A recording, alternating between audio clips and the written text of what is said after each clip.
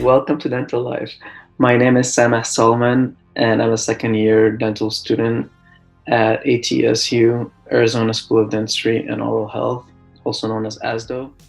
I started my official DentalLyfe account back in November of 2018 after I was inspired by so many speakers at the NLC, the National Leaders Conference. It's held by ASDA, American Student Dental Association, in Chicago, Illinois. DentalLyfe has been treating me very well because I use it as a platform to reach out to as many people as I can that are interested in the dental field, and I provide a lot of good advice to them.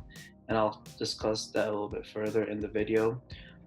My pay it forward mission is to release 1 to 2 videos per week for the next couple of months. They will be very detailed and designed to cover as many resources as possible from applications to DET to interviews and everything in between. Every video I'll have 1 to 2 guests who are dear and close friends of mine. Some were in your shoes not so long ago. They reached out to me on Instagram and asked for advice and help in the dental process, from reading personal statements to interviews to everything. And it was amazing to watch them succeed and get to this point in their career, meaning dental school. And when I agreed to help them, I told them, don't pay me back. I don't need anything. In return, I'm doing this for free just because I want to, and it's a mission that I'm on. And the only thing that I asked of them is, once you make it, please send the elevator back down. And they kept their word. They kept their promise. They got into dental school. They are gonna be coming on some of my videos and sharing their story with you guys. And yeah, they kept their promise, and they're helping me pay it forward to as many people as possible. Others that are going to be coming on the video, they will be featured, are some of my friends from undergrad. Some of them are current classmates, and others are I know and I interact with them on my Instagram blog and on Facebook. So that's one thing that I'll give advice on, is the dental field is a very close and knit profession. Everybody knows everybody, so it's good to make connections and start early on, because you guys are going to be interacting with these people for the rest of your life. So my team and I are trying to give back even more than just these videos that we're making. So what we're doing is we're reaching out to various vendors, and we're trying to get donations, like for giveaways. Like for the first video that I did in this Pay It Forward series, accompanying it was a $100 giveaway for free scrubs from the company Metaleo. So thank you, shout out to them. And I have other companies that are set up to help us give back to the dental community making these videos. So for example, I have a couple companies set up to give back in various ways, such as DT material, prep books, interview resources, and whatnot. So stay tuned. Make sure that whatever videos we put out there, make sure you're interacting, you're sharing it, you're tagging your friends, because we want to make sure that these resources are available for whoever needs it, especially during these times of COVID-19. There's a lot of stress going on, so we are working hard to put these videos out as soon as possible. So good luck to everybody. A little bit of a background about me. So I was born in Egypt. I came to the US in 2003 with my family. So I'm a son of 2 immigrants, and we came here because my parents wanted a better life for their kids. And to this day and for the rest of my life, I could not thank them enough for leaving everything behind and coming and immigrating to a brand new country where they don't know anything about anything. Now that I grow older, I understand why they did what they did, and to me, it's not a risk per se. I saw it as an investment in their kids. My parents invested in me and my siblings, and that's a big investment. And this is why I do what I do. I can't let them down. I can't let myself down either. And as you will see in this video and future videos, my passion for dentistry is very self-driven, meaning my parents did not want me to become a doctor per se, just for the title or for the status or whatever. I didn't have the multiple choice options of A, becoming a doctor, B, becoming a lawyer, C, becoming an engineer. That mentality is so old school, and if you are in the shoes of parents with that mentality, I encourage you to follow your dreams and follow what you want to do, not what your parents want for them or for you. Because the only person that knows what's best for you is you. So take ownership, put your foot down and say, this is what I want to do because that's what I want to be doing for the rest of my life. Don't let anybody discourage you or tell you otherwise. If you want to do art, be an artist. They make a lot of money, probably more than some dentists nowadays. So pursue whatever you want. Yeah, a little bit about my education. I'm not your typical non-traditional student, but who determines what's traditional and what's non-traditional? But just for the sake of the argument, I'm non-traditional. So I did 4 years of community college. I attended VVC, Victor Valley College in Victorville, California. I graduated in 2015 with 2 associate degrees, an associate in science, an associate in liberal arts. Then I transferred to University of California, Riverside. Woohoo! Our side. I completed 2 years there. I graduated in 2017 with a bachelor's in neuroscience. So why dentistry, you might ask? So my passion started when I was little, about 11 or so. My mom used to take me as her translator to go to dentists and specialists.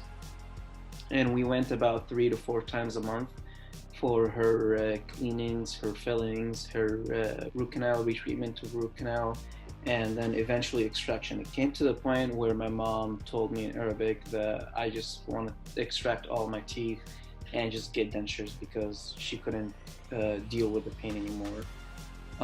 At one point, she also told me that I want you to become a dentist because I don't want to ever have to go through that pain again. So just seeing your mom and witnessing your mom go through all that had an impact on me to consider dentistry at a younger age. So I was that curious, no pun intended, kid.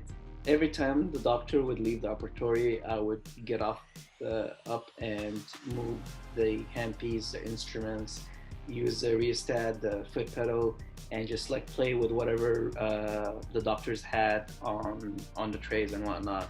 I'll put everything back where it was, so when they came in, they didn't notice that I did anything. But that was a little spark that ignited everything. That spark was reignited when my high school counselor came and asked me at the end of my junior year what I wanted to do after I graduated high school. I told her, how about dentistry? Because I kind of like was interested in it. And she told me that her best friend teaches at an ROP program, which is Regional Occupational Program, a dental assisting course that I can take and it will count towards my high school credits. So this is how it worked. So instead of having a late arrival and early dismissal, either or, I had both. So I had a late arrival and early dismissal of high school. So I basically missed, I think, 2 periods, and that substituted. So I was at in high school in the morning until I think noon. So right when lunch was, I would leave and drive to the ROP program. Like it's a secondary or alternative school, basically. So I was working during my senior year of high school to pay for the program, and I was doing the program, and then I was doing high school as well. So all that, I had a very busy senior year. So I graduated from high school, and then I graduated with my dental assisting degree. So for me, I'd like to step it up a notch. So right after the DA, I wanted to become an RDA, which is registered dental assistant. So the registered part is you get registered by that state which you practice in. So the exam is, there's a written exam, law and ethics, and I think infection control. That's the didactic part of it. And then the other part of it is the hands-on, the skills. And the hands-on, I think it was a MOD, temporized MOD, and I think it was provisional. You have to do a temporary on an anterior tooth. I got my license, my RDA license, right after I finished the course. And that helped me because the first job that I had, it was minimum wage. I think it was like $7, $8 at the time.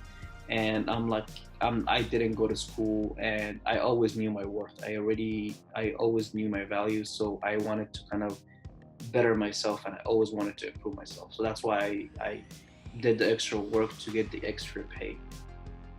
So fast forward, I worked as an RDA for 8 years, and that has been the constant in my life since high school, is working and going to school. And that's probably why I was the non-traditional student, because I was working and going to school, because I didn't want to lose that passion while getting too busy with the coursework. I wanted to do both of them at the same time.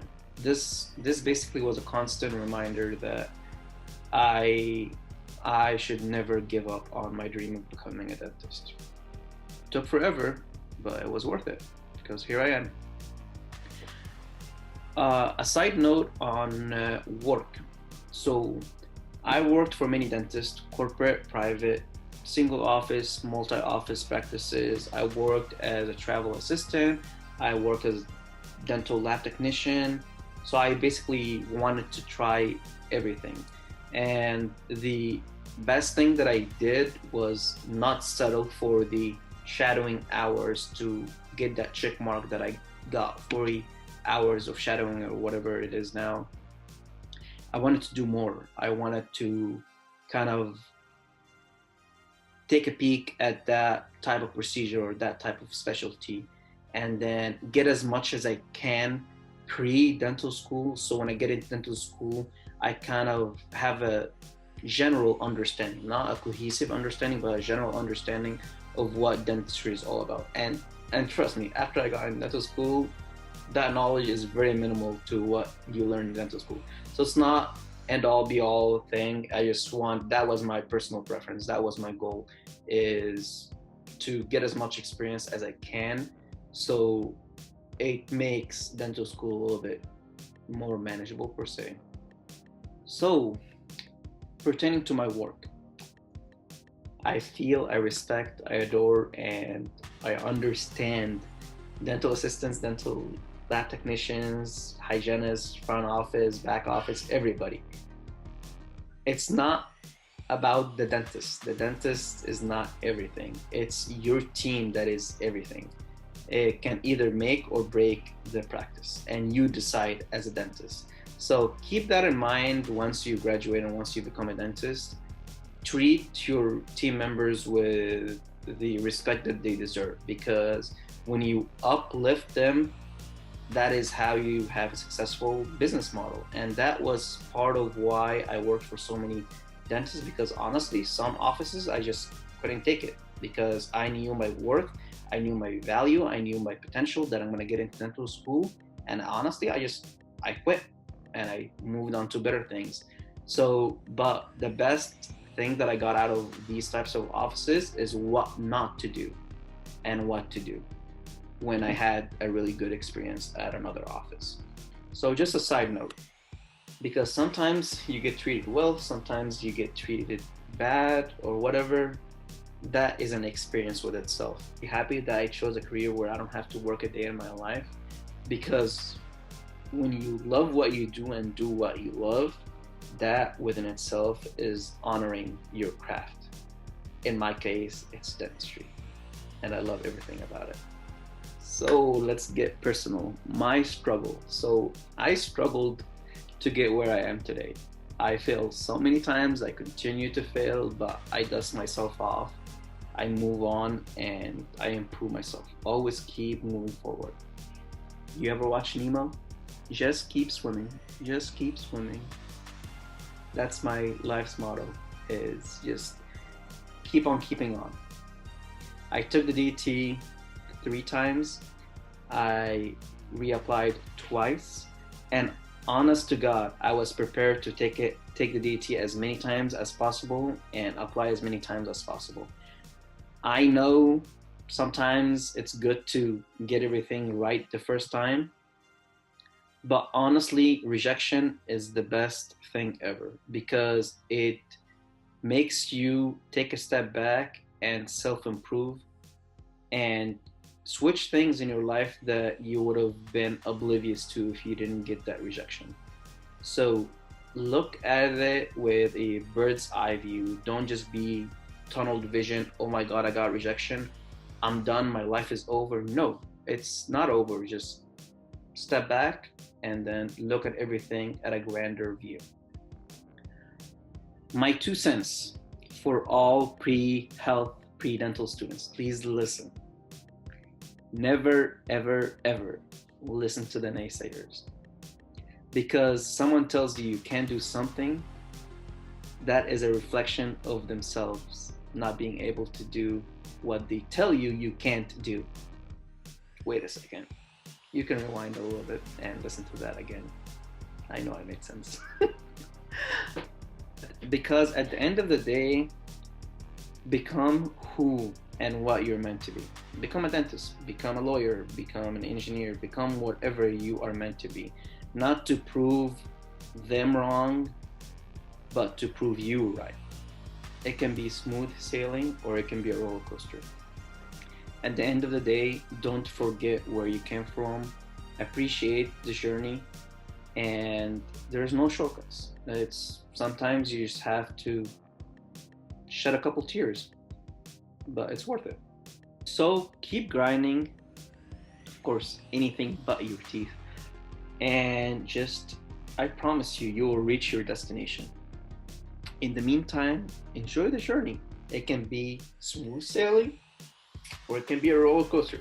In my case, it was a roller coaster, but it is what it is. Enjoy the dental life, hence the name. This is what defines me. It's my journey. It's not just getting a couple dots and letters at the end of my name. It's the process that got me there. It's the work that I put in. So don't ever forget the journey that led you to where you are today. So overall, if you couldn't tell already, I freaking love dentistry. I love everything about it because it carries, no pun intended, value in society, and it's rewarding to see immediate results. And I honestly can't wait to start D3 here, to be able to work on patients and just see results, see what my hands can do to help another human being. Dentistry is just another outlet for you to be the fixer-upper and lower of your patient's teeth. And it's a win-win situation because it's very rewarding.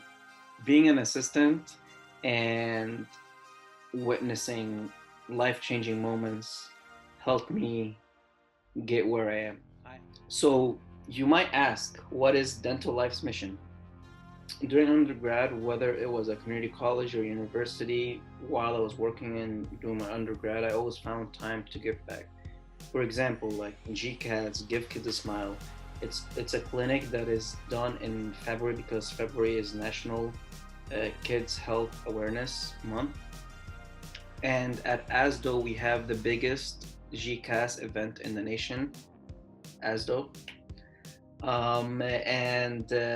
It's a very rewarding feeling to serve the kids, and we literally get busloads of kids from schools, churches that are in desperate need of free treatment, and their parents can't afford it. So we do the work for free. So make sure you look it up. It's called GKAS. And another event that I also participated in on multiple occasions is CDAcares, California Dental Association. It's a remote clinic that is done twice a year at different major cities in California. And just the scope of that clinic, it shows you and you witness that dentistry is bigger than you. It's something that is way grander than you. But these types of big events would not be possible without all the volunteers and all the commitment that people put forward. Every time I step back, I always see the pay it forward aspect. So let's say we get a patient 1 year. Let's say we get a patient 1 year and they get the treatment done. And they witness us giving them a denture, filling, extraction, whatever. They want to give back to you because you saved them. And so they tell you, what can I do to help this mission be bigger and better and help more people? So these patients end up paying it forward, coming back as general volunteers at the next CDAcares, kind of like a positive feedback mechanism. They always want to give back, and the event every year it gets bigger and bigger because we inspire people to give back. Dentistry is not just about drill, fill, and bill. Right? Yeah, that's how it goes. Drill, fill, and bill. That's not what dentistry is all about. I don't want to just be there drilling and filling and billing the insurance companies day to day. I want to do something bigger than that. So DentalLyfe's mission, if you guys haven't watched the previous video with Dr. Jeff Eaton from UCSF, I am going to have a link in the description. He told me a quote by Jack Lemmon and Kevin Spacey. The quote goes something like, no matter how successful you get, always send the elevator back down. And that quote just stuck with me because it makes complete sense. Because just thinking about it, a lot of people have the false notion of, I'm gonna make it to the top first, and once I make it to the top, I'm gonna send the elevator down. Respectfully, I would say that's not a good way to go about it per se, because I don't need to be in the penthouse to send the elevator back down. By then, you lost so many people that could have used your help and you could have impacted and inspired. And I think that's just opportunity that's missed. And for me, every step of the way, every floor that I put a foot in, I always send the elevator back down to the floor underneath me, because at the end of the day, these people count on us. And I think it's a responsibility that I and my team have, is to inspire other people to never give up on their dream, to become a dentist or become whatever they want to be. You are in your position for a reason. Make the best out of it. Help people that need help, because I feel like this is my purpose, is to send the elevator down at every floor that I step foot in. That is DentalLyfe's mission. I'm going to show a video where Kevin Spacey gives a speech about the elevator concept. Well, I believe that if you've been successful in what you wanted to do in your life, then it's your obligation to spend a good portion of your time sending the elevator back down. That was a phrase that my dear friend and mentor Jack Lemmon used to say, and something that I have adopted as my own. Whatever your organization attempts to achieve, both from its philanthropic endeavors to its commercial aspirations, avoid those who choose to be negative or cynical, because being negative takes no effort at all and must be a rather unsatisfying way to go through your day. And while I realize that having a positive attitude won't solve all your problems, it might just annoy enough people along the way to make the effort worthwhile.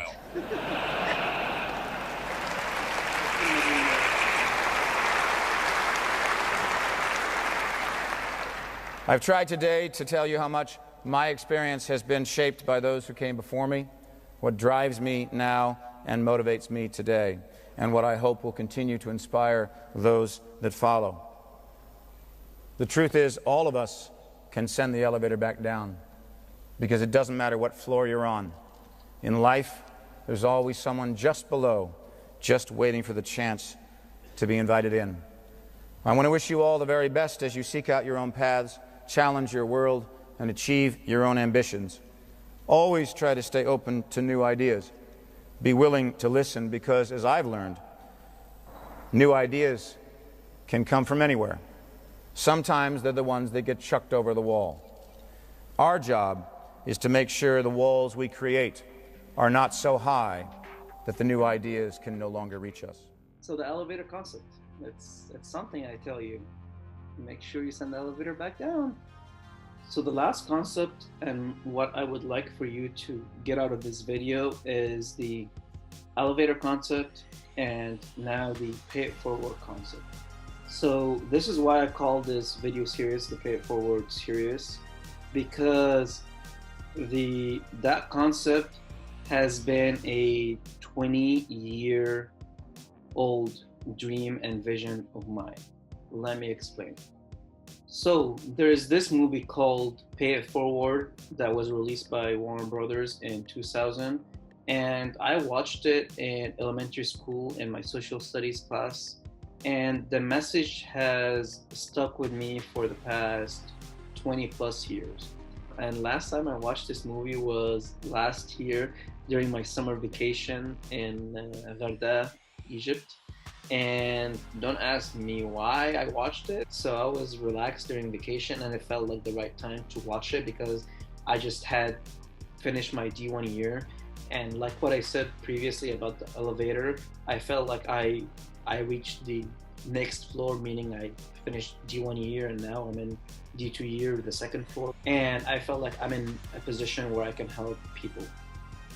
And so I did. So I've been planning this video series for about a year now, and it's been just in my brain, just cooking and how I'm gonna put it into action. And I got my team support. So the Pay It Forward movie stars Kevin Spacey and Haley Joel Osment, the little boy from the M. Night Shyamalan movie, where he goes like, I see dead people.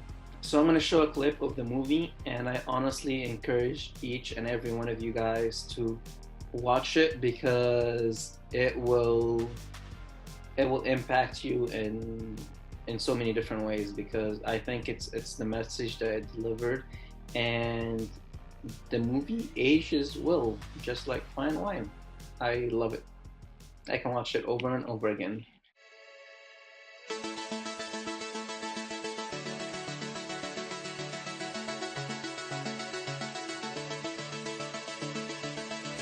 What does the world mean to you? Your house, your street? Any further any of you want to go than that? Why should we think about the world? I mean, after all, what does the world expect of us? What does the world expect of you? What if the world is just a big disappointment? Unless you take the things that you don't like about this world and you flip them upside down, and you can start that today. This is your assignment.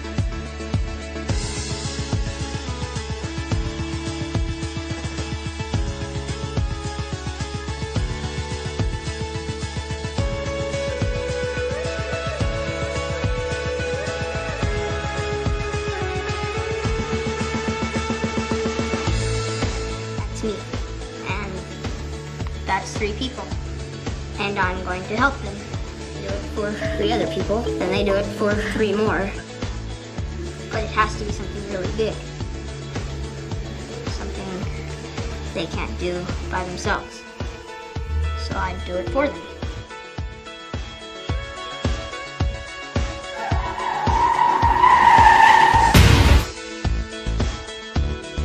Lost your car? That's a keen observation. I could help you. You're giving favors for 3 other people. That's it. It's hard. You can't plan it. You have to watch people more, you know, sort of keep an eye on them to protect them, because they can't always see what they need. It's like your big chance to fix something that's not like your bike.